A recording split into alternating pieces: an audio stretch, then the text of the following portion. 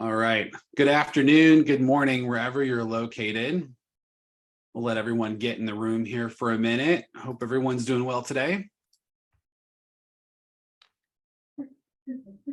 All right, I think everybody's in. First of all, we're going to start by welcoming everybody to the project review and panel session for the Theme Attraction Student Showcase. Today, we're going to be looking at storytelling, show writing, and guest experience and those projects that were categorized for that category. So a little bit of housekeeping just to start out. If you are not speaking, we're just going to ask you to mute your microphone just in case there's any background noise. My name is Chris Rogers. I'm a faculty member, a professor in themed entertainment design at IUPUI in Indianapolis. And with me today, I have a couple of very esteemed judges and industry professionals that I'm going to go ahead and introduce. Adam Bezark is with us here today. Hello. Peter Cliff. MK Haley is joining us today from Texas. Are you in Texas today, MK? Yeah. And I believe we may have Mike West joining us here shortly. Oh, Mike is here. Hi, Mike. Hi, guys. And then possibly Jason McManus will be joining us here at some point. And I think that is all of the judges. Did I miss anybody?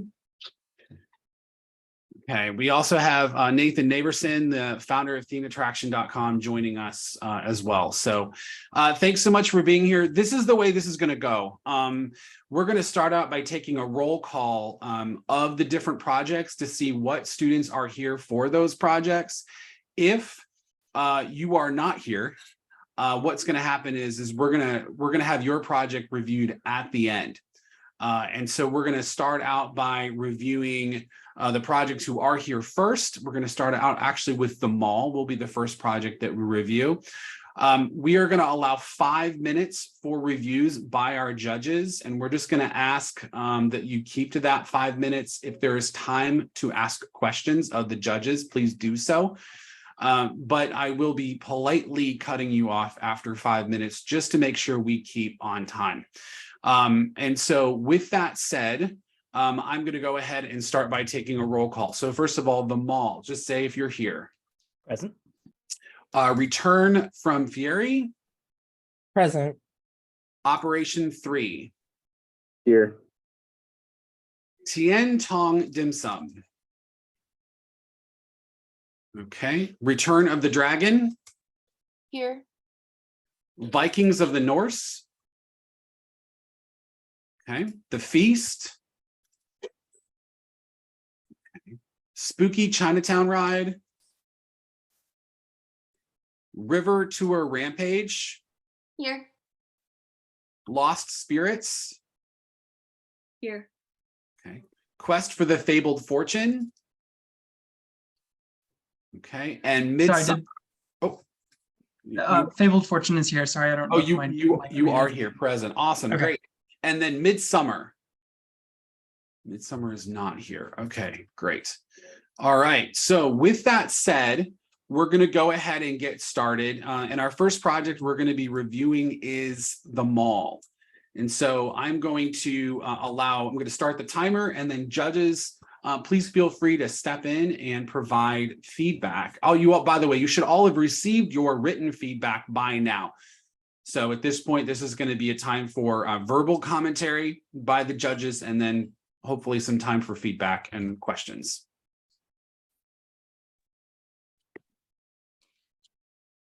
Do you want me to talk about it to start with, or just go straight to the judges? No, we're going to go straight to the judges, Andrew. Yeah, we're not really going to have time for a new presentation. Perfect. Cool. I'll jump in first. So I will caveat. I wrote the feedback probably about 3 or 4 weeks ago, so I'm going to remind myself of every concept one more time. Kind of following my notes, I really like the overarching concept of this. You know, who doesn't like the idea of a nuclear shopping mall? I think it's really cool. It's really fun. I also think it answers quite a big industry challenge at the moment, which probably everyone's very familiar with, is shopping malls are slowly getting emptier and emptier and closing down, I know, at least in the UK. And finding an alternative concept and reuse of those spaces is not only kind of pretty clever and unique, but also economically interesting. So I really like that. I think one of the biggest watch outs I've got with this is in the consideration of a mall. There has to be, because it's more of a local attraction, a domestic attraction, there has to be a level of repeatability, re-rideability, revisitability that has to be considered. And I think that really becomes part of a fundamental decision maker for the attraction makeup that you have as part of the offering. So the bit that kind of didn't quite work for me was having like a large scale linear dark ride. I think doing something maybe is more of an interactive dark ride, something where you're kind of, like I say, driving that repeat visitation and thinking about that broadly as an operational marker. Think about Meow Wolf and the way they use their kind of like unique locations is touring, visiting exhibits, changeover, as well as their kind of staple experiences. Another thing that can be really useful is F&B to be a cornerstone of that for repeat visitation. I know you had a lot of F&B in there, but it would have been nice to see more of that lean into the unique theme. Felt like it was more kind of standard product with a quite immersive concept. So yeah, they were kind of like my main kind of high level comments on it. I love the idea of setting a dark ride in a shopping mall, hurtling through the different departments, the departments coming to life, and that's quite a different take on a story, and it gives you a lot of flavor to play around with thematically, with all the elements coming to life, which I think works really well, and that juxtaposition between elements that people are familiar with, but becoming something kind of far more fantastical is quite an enjoyable trope. Final comment.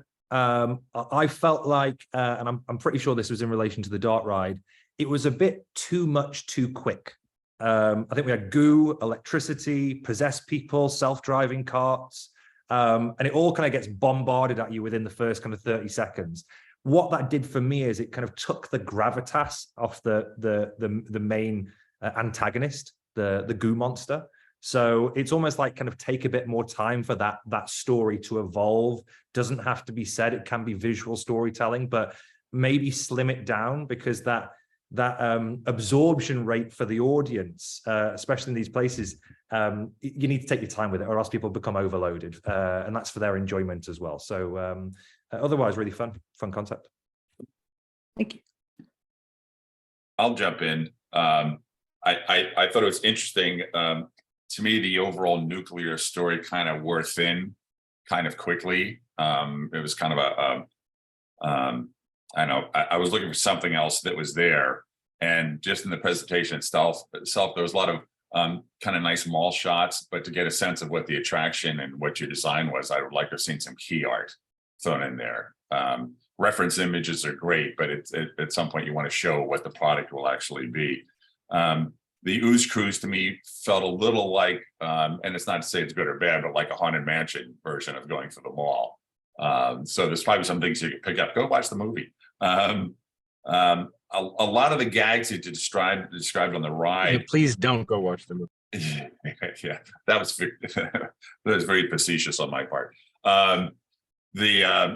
A lot of the things that you wanted to have happen on the ride, I think, would be very restrictive because of the ride envelope issues that you deal with. So you really have to be cognizant of that, because a lot of times we want to have things happen to guests on a ride vehicle, but there's so many restrictions, safety restrictions, that having it feel really close to people can be a real challenge, especially if it's a physical effect of something like that. So really just look at that and see how much you could kind of put the outside, maybe with audio changes or something that would bring that kind of an effect to you without having to do something very physical.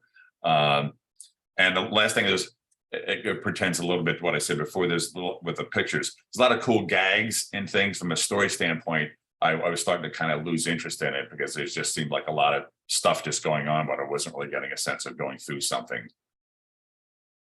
All right, thank you, Mike. We're at time for this one. I'm going to tell really quick. MK actually posted something in the chat. If you are able to, you really should have your camera on and be ready to talk. This is a professional setting. And by the way, you are interacting with highly esteemed industry professionals that are giving their time to review your work. And so I would highly suggest, if possible, that you turn your camera on and that you are ready to respond if need to. So thank you. The next group, return from Fieri, if I'm saying that correctly. So sorry about that.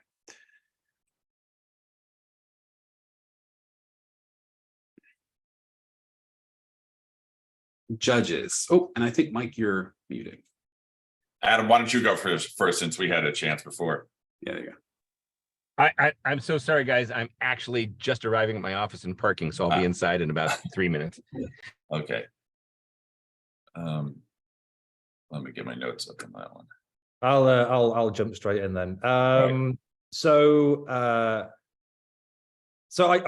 One thing I love, kind of just again taking this from a 10,000 foot level, is whenever technology is involved, even though like we're a technology company, it's what we do. I hate technology for technology's sake. I think you integrated the tech really well. I think it was some interesting uses.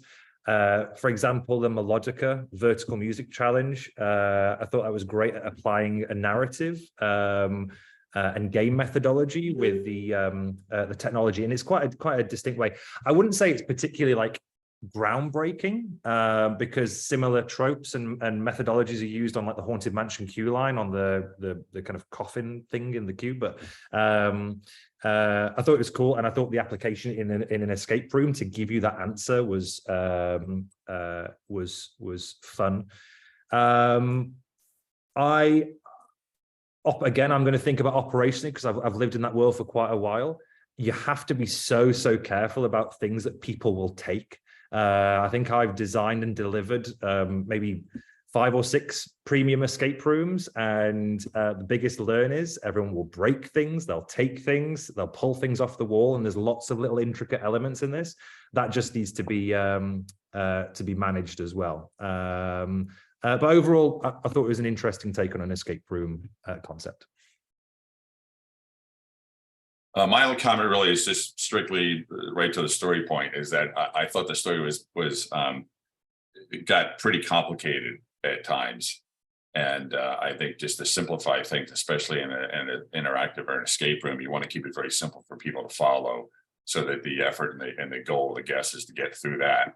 A little layer of story is always, you always want to have that in everything you do, but my only thing is that it came across kind of complicated on the story point.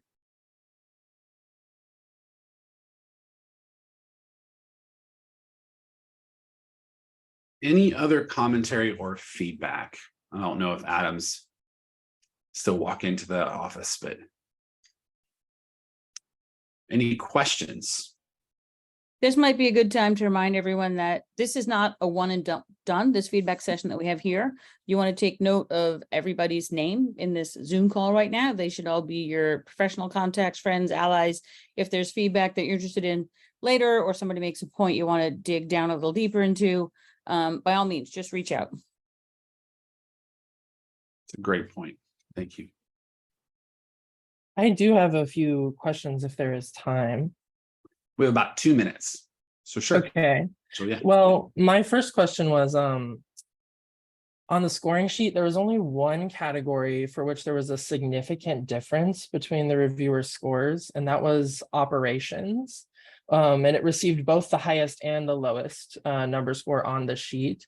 So I'd like to know more about your thoughts with operations. I guess I can also say, Peter, in terms of management, I guess I didn't think to upload every single management document we had.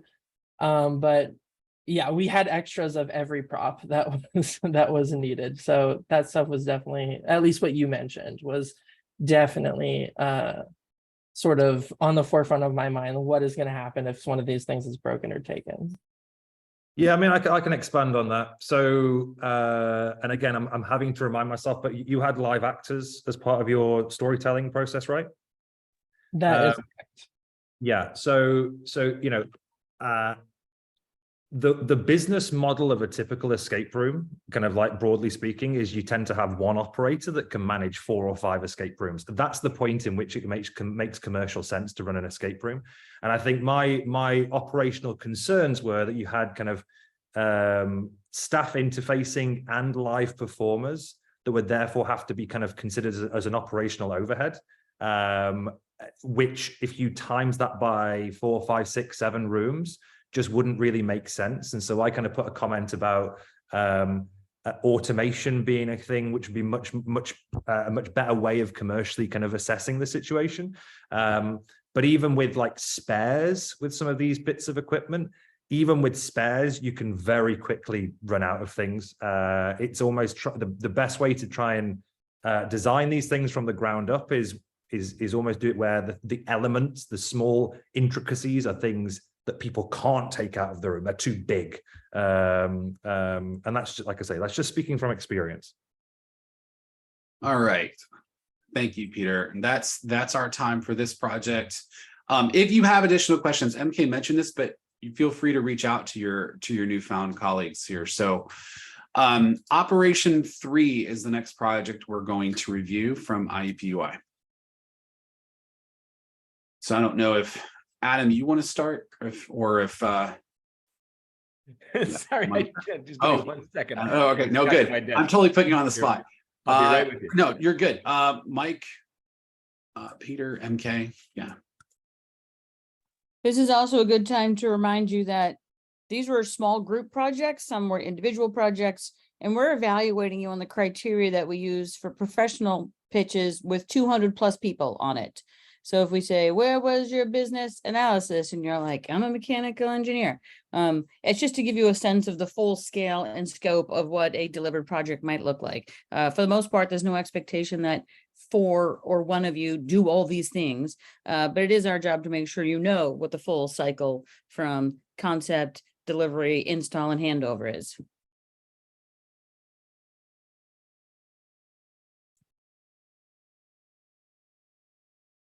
All right, so we have 5 minutes for Operation 3.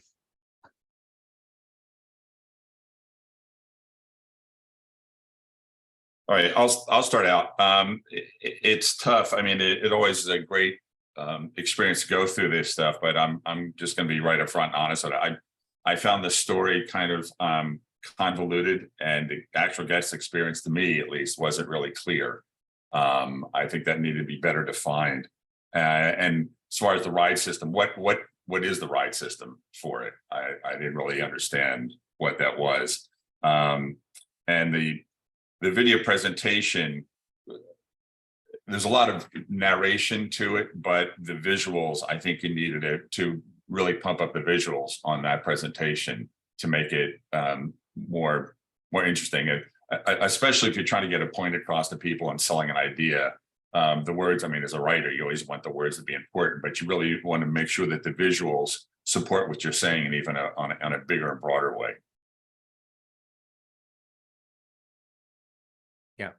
Okay, sorry, now I'm a little caught up, and yeah, this was a super intriguing concept, and one that has a lot of potential. I think what I'm hearing Mike saying, and I'm sort of in the same boat, is it seems almost like there are 2 concepts fighting with each other here. There's an attempt to do a spy concept, but also kind of a fantasy kings and factions concept. And so I think the question is to you guys is, what were you shooting for? Were you shooting for a blend of the 2, or were you actually trying to do a spy story? Because if you're trying to do a classic spy story, then know your tropes, know the language of those spy stories, and lean into those classic things. If you're trying to do a 50s sort of Cold War spy story, that's great. Use that language consistently. If you're trying to do a fantasy story, lean into that. If you're trying to mix them both, then that's really challenging, and you need to show us clearly how you're trying to get those 2 together. So I'd love to know what you guys were shooting for. Yeah, I can touch on that real quick. The purpose was we were aiming for the 50s spy story. So I can understand where you're kind of coming with that, and I can see what we could do better for the next time. It's you guys weren't around in the 50s, so you have to dig a little deeper. Some of us will go, oh yeah, that's just what the stuff looked like. We don't, that's not research, it's just life. But you gotta find it. Yeah, I think just echoing some of the points. I felt like in terms of conveying the overarching story, there was a tendency to lean into kind of micro detail, but a detachment from just getting that big picture across. Compelling proposition. What is the guest doing? What's their role, and why are they here? And I think that for me was maybe felt like you landed on it, but it was missed on me. And then we went into like character studies. It was just let's nail that kind of core proposition and then get into the rest of the detail later.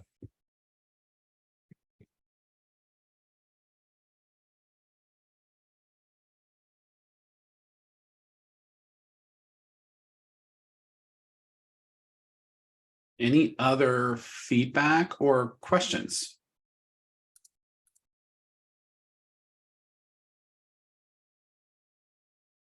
Okay. All right. Well, we will move on. So the next project we're going to review is Return of the Dragon from Carnegie Mellon. And so judges, if you would be willing to provide any feedback on this project. I think we all loved how beautiful the work was. Yeah. Amazing work on that puppet. What a gorgeous thing, and how I think everything you did was worth it just to hang out with that puppet. By the time you got there, that made it everything worthwhile. If we were going to give you coaching on the story, it would be to, this is hard to say, deepen and simplify your story. It's easy to get caught up in a lot of detail. Really try to find an important key emotional core to the story and focus all your power on that. So when you get to the dragon, if that dragon can be the emotional resolution, people will not just be impressed, they'll burst out weeping. and I think you could get there. Yeah, I thought it was very well planned and executed, and I thought the direction of the guest experience was very, very clear and easy to follow, which is always important when you're trying to sell an idea to somebody. I love the pre-show animation style on it. The only thing I mean was that the VO mix was a little low on the soundtrack, so it made it a little harder to understand that. But overall, I thought it was very good. Yeah, I want to echo the other judges' comments. I thought the concept was well thought out. I thought it showed expertise across multiple disciplines. It was ace to see how you all work with each other.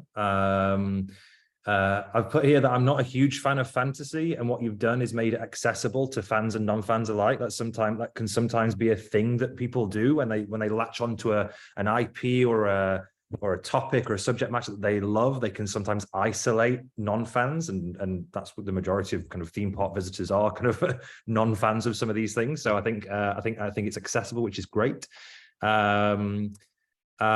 I obviously love the use of technology, showing how you've used Unity to develop a kind of primitive show control system was great to see as well.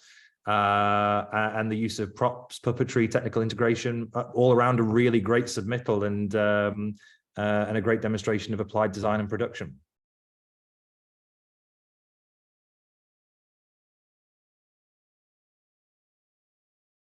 Yeah, so if we have time, I do have a question. So obviously we were designing for like a very specific use case of this festival and a small design cycle, but if we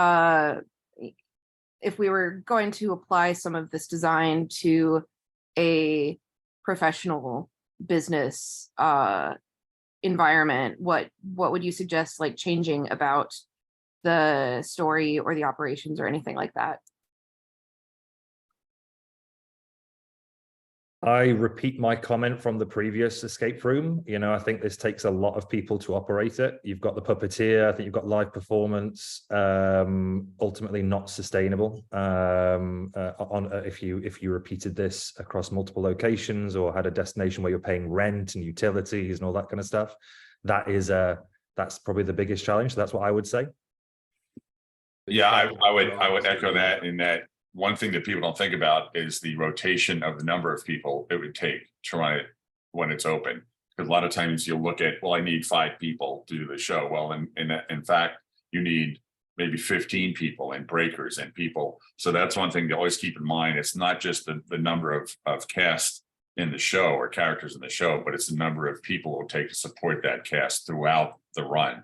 And that's a big point from an operations standpoint. Which is not to scare you off from live entertainment, because we No, love no. live entertainment. It's so much more powerful than media, but you might have to lean more into media and in order and eliminate a couple of live roles to get there.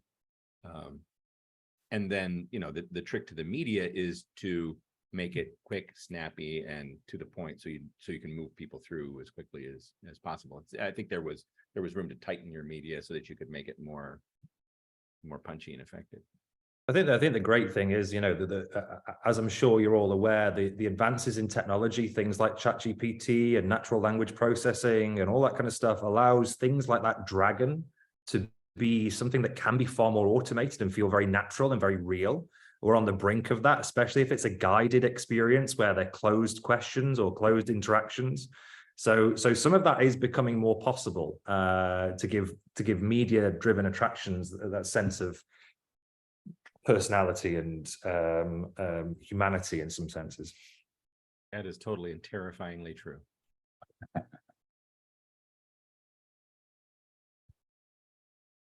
All right, 27 questions or seconds. Any other questions or comments? If someone can talk I fast. can get down in Where's the 30 dragon seconds, now? but I might be LinkedIn messaging somebody. Where's the dragon now? Did you keep it?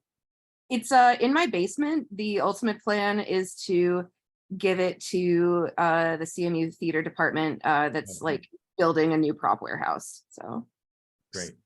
It's a beautiful piece. Good work. All right. Yeah, thanks. We are at time. Also, just really quick, this is a reminder that like these judges are here for you. They want to see you succeed, right? So the value in giving you this feedback is not, you know, is to make, not to make you feel bad, but to really help you improve your project and your portfolio. So just a reminder to that. So we're going to move on to the next project. It is River Tour Rampage. And judges, please take it away.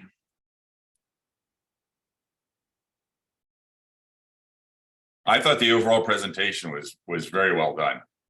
One shop thing, it just kind of watch for typos, because when you're presenting to people, that's something that can jump out at it. My only question on one of the characters, Eugenie, because it said it was an important character, but if she's never seen or heard, it kind of felt like a one-line a punch in the story. So I would try to bring that character a little more to the forefront in the story if she's important. And this is a compliment. It felt a little like DCA's Grizzly River Run, which is a terrific ride. So that's a good thing to be compared to if you go that kind of guest experience. I was going to say Jurassic Park. I was going to say I like the wrong turn. Yeah. thing. I like the wrong turn idea so much that I wrote it 30 years ago in Jurassic Park.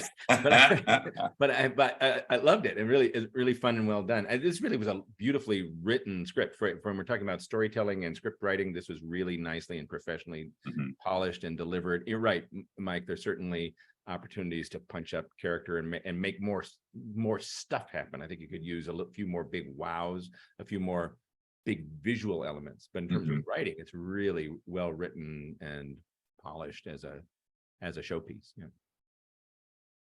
Yeah, I completely agree with everyone. I thought this is a great example of how important story is to our world, and how even though it's not necessarily all in the dialogue or in the writing, that it just points everything, scenic design, AV design, guest movement design, in the same direction. That's what story's all for. It's what you see and what you don't see that creates that psychological absorption into an immersive world. So I love that, little things like the radio system and the detailing, guest facing signage, off attraction characters, newspaper cuttings. It was great. I personally love, because I've had to kind of work against this so many times, is your obvious need for a secondary offload station. So often we only get one, and it ruins that whole idea of a cycled narrative. So I thought that was really great. And then the only kind of bit of feedback I'd say is, The dialogue in the pre-show area, there's lots of good foreshadowing and character introductions, but arguably the amount of time that it takes to get that across was kind of too long. And because you've got people intermittently dropping in and out of that space, I think it's really important to try and almost like kind of summarize that into a much shorter phase and then keep paraphrasing it so people don't miss a part of that story. Because obviously, you know, when telling stories for TV media or online media, it's nice to control when they start and end that narrative, but guests are themselves the scrubbing device that move through the narrative, and that if they jump in midway and miss a really important character introduction, it can completely unravel the whole experience. I don't think that would be the case, but it's just a watch out. Oh, Peter, you're raising our average intelligence of all of us. That's just my accent. Yeah, we should do that. Yeah. Any other commentary or questions? Minute 15 left. Nice. Oh. I have a question, if that's okay. Sure. Specifically for Peter about that dialogue at the very beginning, that was something that I worked pretty extensively on. And when I was writing it, I was thinking of it more as like, you know, Pirates of the Caribbean type thing where you're walking through the area and you catch bits and pieces of it, but not necessarily the entire thing. Do you think that is a detriment to the story aspect, or do you think with that consideration, it would still work with the length that it currently is? I think, and again, I'll have to try and recall the wider presentation. It always depends on if you've got somewhere at the start of that attraction that will just go, right, this is who you are, this is who they are, this is what you're doing, off you go. It's the who, the what, the why, the where. As long as that's captured in like a bit that no one's ever going to miss, then peppering little bits throughout the queue, I think, works really well. If you don't have that, then you could have problems. Yeah, the kind of rule of thumb that we use is if you really need people to know some information, you need to put them in a room. You need to close them off and make things quiet and make a micro theater experience, like in the Haunted Mansion stretch room or something, where people will hear what you really need to say. Otherwise, you should assume people will not get all of it if it's environmental. There's so many good pre-shows and queue line, not pre-shows, but queue lines that have great, fabulous audio and story in it. But because people are moving through it, or the ambient noise is hard to overcome, like Adam said, people can miss that. So if it's a very strong story point, you really have to find a place where you can tell it to them and make sure they're going to hear it. You're also battling against mobile phones, friends with each other. You know, it's so easy sometimes to review an attraction as a designer and stand in the pre-show and go, God, this is great, this is brilliant, everyone gets it. And then as soon as people come in, they're hitting each other, they're throwing things around, they're on their phones, they're nudging each other, and they just don't listen. So you have to punch them in the face with the story. Or like literally close the doors, turn off the lights, and bring up a thing so that you get people's attention. You know, the old adage is tell them what you're going to tell them, and then tell them what you told them. All right, we're at time, so I'm going to go ahead and move on. So the next project we have coming up is Lost Spirits, and then after that is Quest for the Fabled Fortune. So we're going to start with Lost Spirits. I love this entire presentation. My first comment was, I can't wait to go there. I thought the original idea, it was a very original idea. It was a great thought process. It was really, really well developed. I love the fact that you actually looked at actual places in Savannah to place it. So it gave you a sense of the reality of what could take place in the story. So I just thought it was terrific all the way around. Yeah, this one passed the I would pay my own money to go to this, which is a critical test, right? If you think that this sounds like something I would really love to do. And right, I'm with Mike. It's so well thought out. I was trying to figure out if you actually did this or if it is purely hypothetical. I couldn't really tell because you really sort of covered the bases and made it feel very real. I sort of wanted to ask, have you done this, or was this literally just a hypothetical project? This was purely hypothetical, just for a school project that me and my teammates did. I Please build will it say and let though us that come we drink it. did do a bar crawl together as a group. And it was the chaotic night of bar crawling, as you can assume.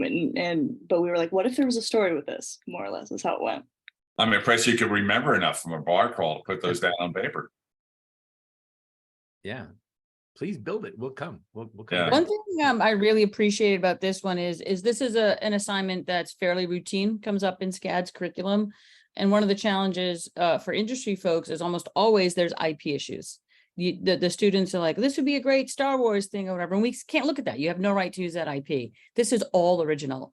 And so that's a huge, huge bonus. It's not only is it a solid idea, but you've got some original content that makes it scalable, makes it completely your own. So well done on that front.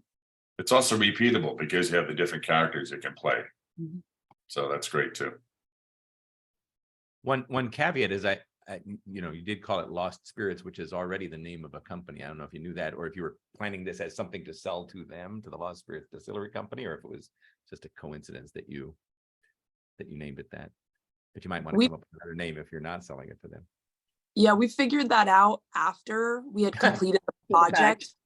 Yeah, we had, and you guys, both of us, we had a very big brainstorming session because we couldn't agree on a name. And then we were sitting there and we were looking up 1920s slang and lingo. And we were like, what about Lost Spirits? And we were like, that's so great and original. And then after we had completed the project, we were like, shoot, this exists. And we never saw anything on it. So purely coincidence on that one. That's where lawyers come in. Yeah, I mean, I wrote on this. You had me at bar crawl, so yeah, I was sold straight away. Yeah, I loved it as well. I thought it was great. I thought it was brilliant to lean into Savannah's history. I think using properties that already lie empty, again, it's a great economical consideration. I always find that we find the greatest success in our industry by identifying problems we can solve, and that's a massive problem we can solve, and I think it's a really positive one. I also like the spin on a business model that works. Bar crawl, you've created your IP by putting that adventure quest on top of it, which I think is great. Correct me if I'm wrong. You have it always ending in the same venue, right? Yes. Yeah. So I mean, just something to consider. You've got multiple venues, multiple characters you can play, but all ends in the same place. If this becomes really popular, you might have a bit of a bottleneck with that final location. It might be interesting to kind of spread the audience, is doing a omnidirectional, so it can end in one of 3 or 4 venues, so that they multitask rather than kind of bottlenecking at one space every single time. Could be quite fun to play around with that. I hope we have that problem. Yeah. I do like the fact that your final location was very different on the boat versus the other ones. So that was a fun way to end it.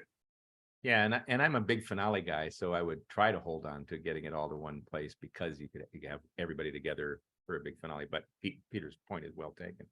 I think one of the things you guys should be happy about is just the subject matter was different and interesting. That it's really easy to, there's a lot of generic themes that we tend to easily default to: fantasy worlds, Western worlds, future worlds. But you went to the 20s and Prohibition in Savannah. That's a really neat, unexplored, natural piece of history that is a great thing to sink your teeth into, and just makes it sort of pop out and be fun.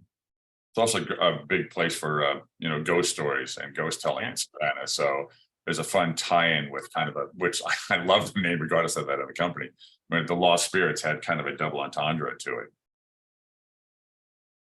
All right. Thank you, judges. So the next one we have coming up is Quest for the Fabled Fortune, and then we're going to move to Tien Tang Dim Sum after that. So the Quest for the Fabled Fortune is up next. I was down on the story point because I didn't get a lot of sense of story in this. It was kind of basic. Maybe in this kind of an attraction that can run better. But it to me it was more about the method and the mechanics of finding the clues for that, which is okay for a game situation, like I said, but it doesn't leave a lot of imagination for a story point of view. I did like the hidden cabinet at the end. I thought that was kind of cool and fun the way that was revealed. It was a nice touch the way you brought that out at the end. Yeah, I'm with Mike, and this is just sort of a side note for Nate and everybody that maybe in future it would be good to have a category that is really about game and puzzle design, because that's really more appropriate for this project than a story. This isn't really a story piece. This is a really fun puzzle world and deserves, you know, and that seemed to be a growing category that people are exploring. So maybe you guys should think about that. Sorry, we're giving Nate notes, not you guys.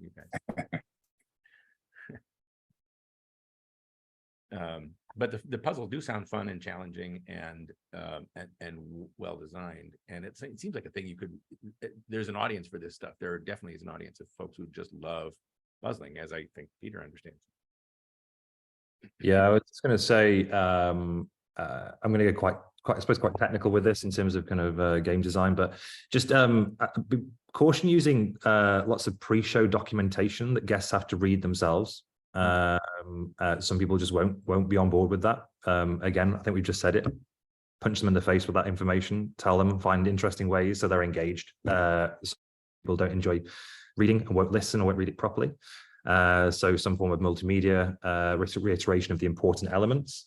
I thought your use of a soundboard was a wise idea. I think we've said before about performers, sometimes challenging to maintain show quality. Even if you can get performers in, they're not always the best performers every single time. So a soundboard gives you that flexibility to distribute unique directions, tasks, rules, whilst keeping it within that performer quality, which I thought was great.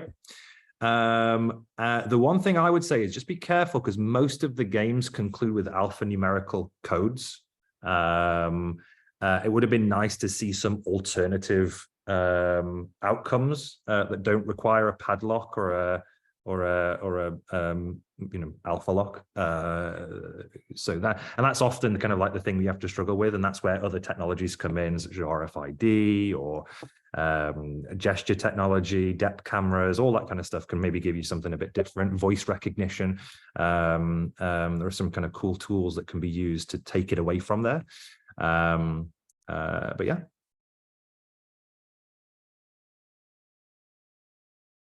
Any other commentary or questions? I have a few questions. So I think one thing that we struggled a little bit with was we got really excited for this story that we created with the lost relative. But when we made the puzzles and then actually tried them out, we realized, oh, if we have all of this extra information that adds flavor, we were worried that it would confuse guests and oh, what's the real answer to this puzzle, or what does this lead to? So what would you suggest is a good way to kind of think through that issue and balance kind of getting a good story while also not confusing guests participating in the story?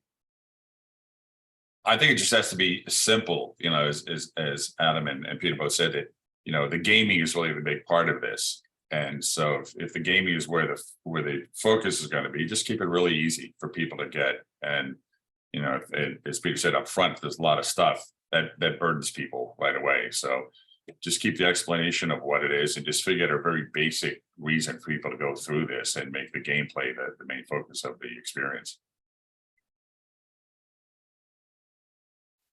Yeah, I mean, Adam, you're muted.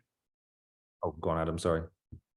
I was just gonna say one thing you can try that I've seen done well is to just kind of break the story up into a few. If you have a story you want to tell, break it up into maybe a piece for every puzzle and reveal that piece as kind of the core of each puzzle, so that each puzzle tells a piece of the story. One of my favorite experiences is the Nest that was done here in LA. It was the story of a woman's life, and each puzzle told a little piece of her life. So you had to figure out the code to her high school, or the combination to her high school locker. But when you open the locker, you find out who she was in love with, and that would lead you to the next puzzle that would tell you what happened after she married that person. So you can kind of snippet your story out and weave it into the puzzling, maybe. Yeah, I mean, All right, we are at time. So I was going to jump in, but we're done. Can you 15 seconds? Sure. I was just going to say, the most important thing is just that foundational simplicity of story. Again, at that who, what, why we're there, set the tone. I think intriguingly with escape rooms is probably where you can allow a little bit more confusion because it's part of the game mechanic and you can add that detail, but it has to be after you set that foundation. We work with an idea called circles of expectation. So it's you say something, it creates a circle of expectation. You take one step further, it creates a new circle of expectation. If you jump too far away from that or you lose audiences, that's when you lose their concentration and their investment. It's just making sure you kind of follow that train before breaking it or overloading them.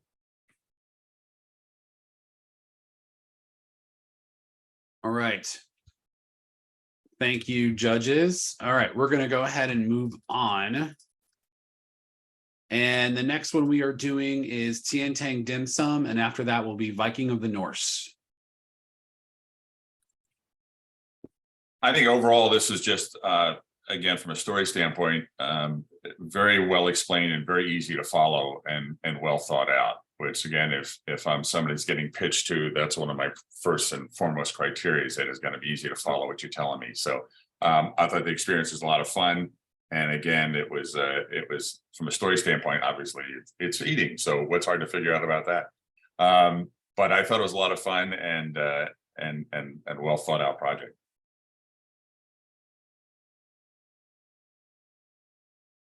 Yeah, I will say I was how do I say this? I was a little misled because I think I looked at the deck first and didn't understand the story until I read the written narrative, and then it was much more clear. I think it would be good to align those two. From the basic deck, I didn't understand the story. I saw the game pieces. The written work goes a lot deeper. So I would try to align those a little more so that everybody gets your story, because it is fun. Yeah, I thought it was quite a unique proposition. I think one of my biggest comments was that I would have liked to have seen the performance, gaming, and dining experience intertwine a little more. For example, like games that unlock new dishes, quests that lead you to stumble upon a pop-up performance, so they feel like they're part of the same rather than they felt a little bit separate. And then the other thing, which is more of a kind of it's operational and capex driven, is just the plan layout feels fairly extensive in terms of its spatial requirements. It requires substantially high throughputs to make a good return. Maybe consider to be more focused around the parlor with hidden passageways, escape room interactivity. The forest could be smaller, but a kind of part of the building or something that kind of, controlling that audience a little bit, which I know is not a storytelling element, but it's just something that kind of jumped out to me as an opportunity to kind of make it something that was more viable as a project.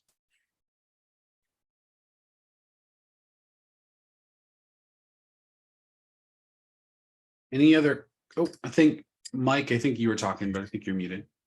Sorry. I said the thing I liked about it was you thought about costuming and menu and other elements of it that added to the overall guest experience, which I think is, they can all be, used and improved, but the fact that you're thinking that way is a good sign that you're thinking about the overall experience and what's entailed.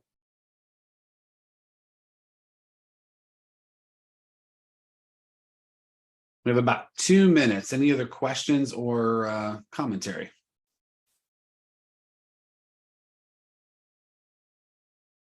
Who's your chef?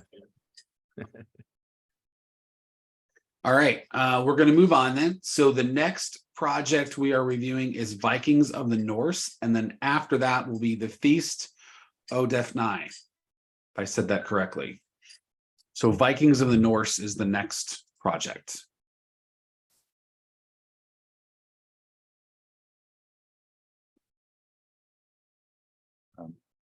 This goes back to one of the other ones we reviewed too, is that I found the story pretty complicated and at times hard to follow the guest experience of what was going on this.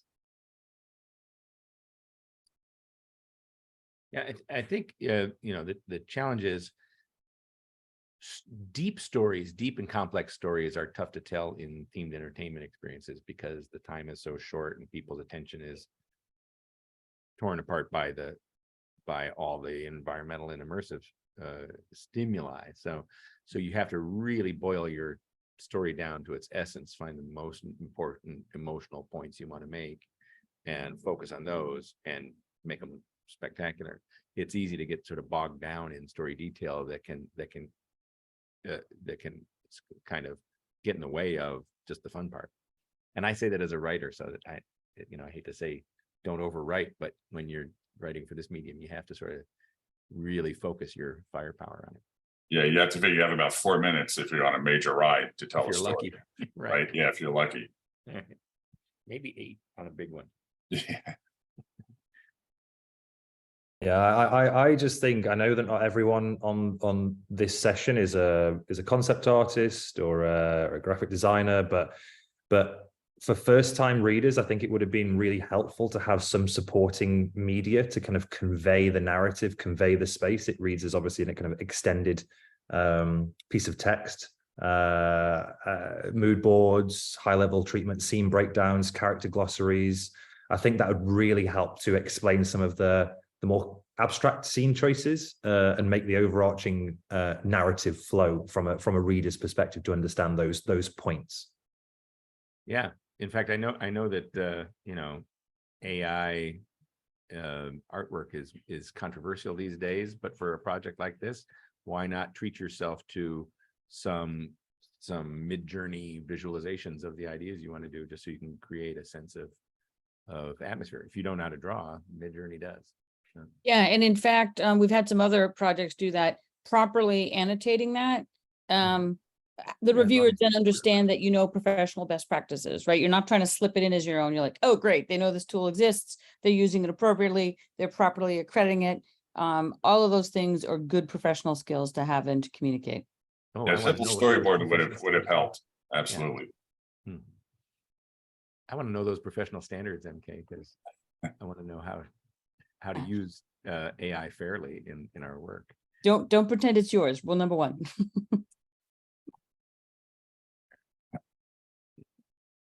All right. Any other commentary from the judges?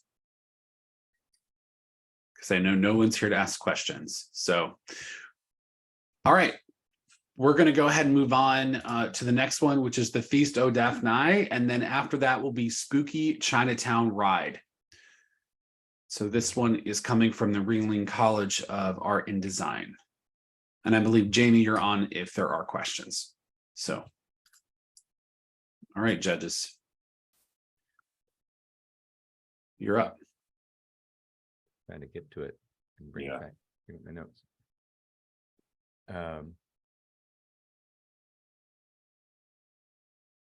I think we loved the look of this, the beautiful set design and very promising sort of visual world. And again, I'm not sure that story is the right way to evaluate this, because it really is more about creating a place where stuff happens rather than a story. It's a very clean, simple story. And actually, you could even take the dialogue out of it and do it sort of Cirque du Soleil style with nonverbal storytelling and just let it be purely visual. Maybe that's even cleaner way to get there. It looks lovely and it would be really fun to build. Yeah, I like the fact that you thought through a lot of the elements with the sets and how things look. The door prop looks really interesting, but I couldn't read it because it was so small. So I'd say one thing, especially in this world of transmitting proposals and ideas and concepts and presentations via online, make sure that whatever you're sending people, they can read it easily. Otherwise, you lose a lot of that work. Yeah, to a similar point in the one before, I think this one, the concept is expressed exceptionally well. Great use of storyboards, sketches, the small model maquette. I thought that was great as well. I also appreciate that it uses Greek lore that could be considered inaccessible as a narrative point, but you keep it really simple, really accessible. The narrative's in its simplistic form is understandable and for performances of this type, that combination works really well. Okay, as per kind of Adam Bezark reference. What was my other point? Oh yeah, just again an operational point. I noticed that you've cast the waiting staff as the dryads. Just be careful that doesn't break the narrative. I think there's at one point when all the dryads on stage disappear, but obviously waiting staff can't. They'll be there with plates and drinks and all that kind of stuff. So that kind of logically might not make sense. So and also casting waiting staff as performers or part of the narrative, again, be very, very careful. My experience having previously looked after entertainment projects for British theme parks, you don't often get the best acting talent from your local server. So just be careful on that. I like the idea that you used just kind of some rough sketches for things. And when you're first looking at concepts, present something, don't be afraid of that. I mean, you want nice final key art for things, but don't be afraid to help you express in a storyboard, like in some of your initial visualizations, something rough. If it's getting the point across on the story and what the guest experience can be, that's fine when you're first trying to get it across to somebody.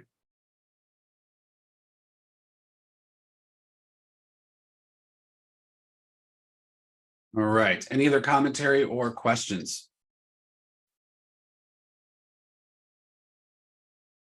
All right. Next is Spooky Chinatown Ride. And then after that will be the last project of the day, and that is Midsummer Shakespeare Through the Park. And so let's move on to Spooky Chinatown Ride from the Savannah School of Art and Design.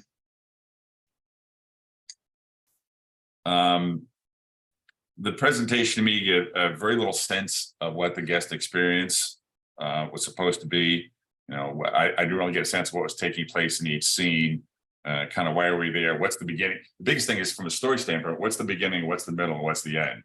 I didn't really see that whole context of a story kind of laid out for the guest experience. That was my biggest problem with it. I think that again, I love the idea of taking a weird premise, kind of like I love the, prohibition in Savannah. I love the very specific idea of taking Chinatown and making a sort of bizarre modern version of Journey to the West, Monkey King in Chinatown is really weird, interesting, and fun. And like Mike said, what really still needs work is the story. And when we say story, we don't mean once upon a time a boy met a girl. We mean like what happens from scene to scene to scene that makes it interesting, what makes it start interesting, what makes it build up to a big crazy payoff. What a lot of work clearly went into building that fun fly through of the different rooms, but then it's hard to tell what's happening in each of those rooms that would hold our attention. So the next round of work would be build up those scenes, make them spectacular, make them surprising, fun, figure out what crazy shit is going to happen in each scene. I said shit. So.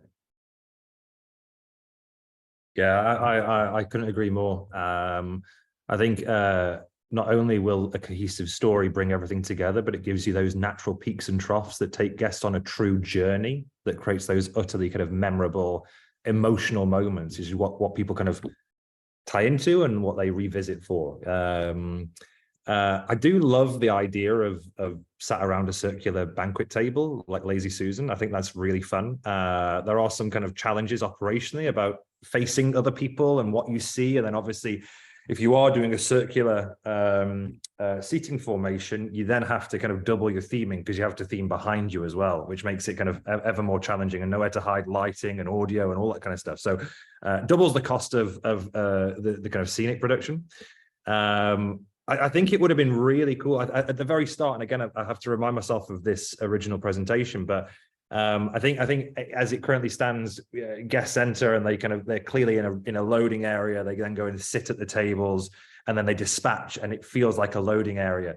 how cool would it have been that actually looks like a pre-show where you're not supposed to be in the ride vehicle, then all of a sudden your table starts to depart.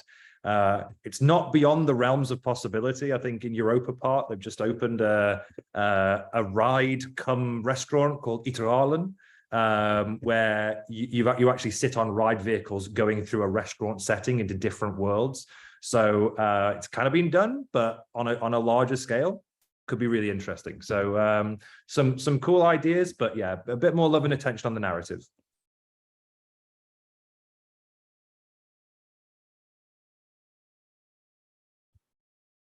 All right. Any other commentary for Spooky Chinatown Ride?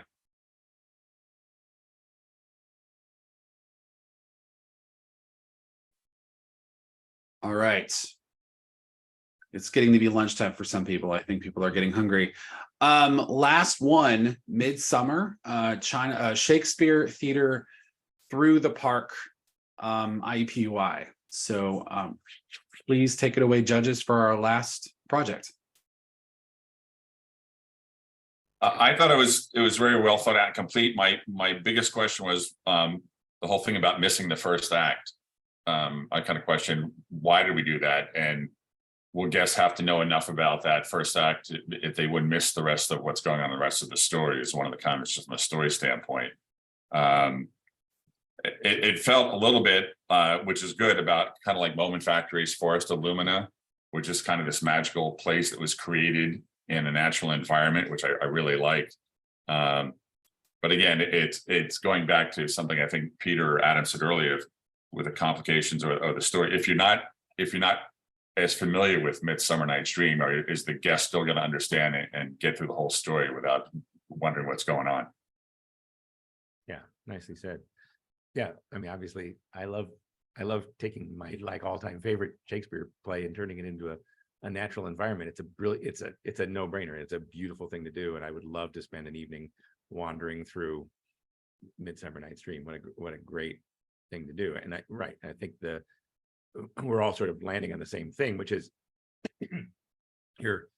it's assuming, this thing seems to assume the audience knows the play before they come in and can just drop you in the middle of it. If you're going to skip stuff for time, you've got to find a fun way to bring us up to speed. And if you're going to split it up, it's not entirely clear if this is meant to be experienced in a linear fashion or if it's a free-flowing sandbox, in which case I could bump into any of the scenes and acts as I move around. Is this more like Sleep No More or Tamara, to use very old references? Are you going to push us from scene to scene? If it's pushing from scene to scene, that's easier to tell the story. If you're splitting it up, it's easier to make it playful. Either one could work, but it's not quite clear which is the goal here. Yeah, on a similar kind of line, I think the decision needs to be made of whether we're telling the story and we're trying to kind of convey a narrative, or we're just using the world in which Midsummer Night has created, because it's got such a wonderful world, such brilliant characters. You could choose just to lean into that, and you don't need to know the story. Maybe you get a little cue card, I think Sleep No More, or the equivalent in the UK, which was Drown Man. You get a little card at the start of the experience, which give you like a paragraph, this and this, and that's it. And then off you go and you absorb. I think there's enough texture to lean on in this to make that in itself enjoyable. I think the point's been made already. Light trails, like big digital experiences, are becoming a bit ten a penny, and they all seem to exist around the same thing at the moment. So finding something that's unique to create that unique experience like this, I think, is a really good use of the subject matter. It says that you would make it adult only for commercial reasons. I don't think it needs to be. I think it could be family friendly. I think it's very adaptable. It's very accessible. I think the topics can be, they can be nodded to. They don't have to be overt. What's adult? Is it boozy? Is that why it's is there liquor involved, or is it, why is it adult? Sorry, Peter, didn't mean to interrupt you, but no, that's cool. I thought you paid great attention to the challenges when creating promenade performance, which assumes you are going down the narrative route. when with a self-guided audience. It probably would be good to, when you advance to the next stage, to workshop the interstitial pop-ups to see how they operationally sound, making sure that, again, if someone started the performance the last 5 minutes, and then the next group comes mid-performance, how do we pick up that narrative to make sure they've not missed anything? Similar comment earlier. I love the use of simple interactives. Pin the tail on the donkey. Sometimes these kind of large trails can get lost in the ambition of being big, but big is expensive. And often they kind of, that moment can be over in a nutshell. Again, you have these big moments where people are banging on drums and it's creating light up trees and projection mapping that's being affected. But actually, sometimes kids and families want to go draw with a UV chalk on a blackboard or something like that, which I think is kind of really fun. And then the one thing I would say, there's a use of the Macarena and the electric slide. For me, that feels like it cheapens the experience. I think this could be it feels like it could feel very high value and immersive, and you've done a lot of work to bring people into that Shakespearean world. I think as soon as we put that in, for me, it just cheapens it very slightly, but that might be also personal opinion. But yeah, great work. I want to go back to a second, just looking at the pictures again from it, the idea that you're taking an otherwise natural environment or a place that already exists and turning it into something. I love that idea. Again, I would highly recommend, if you haven't looked it up, go see Forest Illumina and what they do. And the thing that they do is they use very simple storytelling devices, lights and some very simple projections in a natural environment, which is really, really magical. And I think the case of Shakespeare, you don't have to push it into a big high-tech thing. You certainly have a lot of great characters, and taking an environment that you show in some of your pictures and turning it into something else at night is a great way to set up a guest experience. All right. With that said, we are at time, and that was the final project. And so, judges, thank you for taking the time to review each of these projects and giving good, qualitative, and helpful feedback. Students, thanks so much for submitting and for taking that time and working hard on these projects. And as MK said, we really encourage you to reach out to each of these judges through LinkedIn. If you have additional questions, you can do so that way. But take this feedback to heart, improve upon your projects, and build that portfolio. And so with that said, we are done for today, and we thank you for the time. Thank you for having us, guys. This was really fun for us to do. Yeah, great work for all the students. A lot of good stuff in there. Congratulations. And Nate, thanks for doing this. This is an important thing for people able to do. It helps get people. Thank you, Nate. Yeah. All right, and we can thank Dr. Jesse Kam as well. Just a little bit of news for everyone. We have 2 more sessions coming up. Those are to be scheduled. We'll let you all know via email, and everyone within the sound of my voice is invited. Wonderful. Thanks, everybody.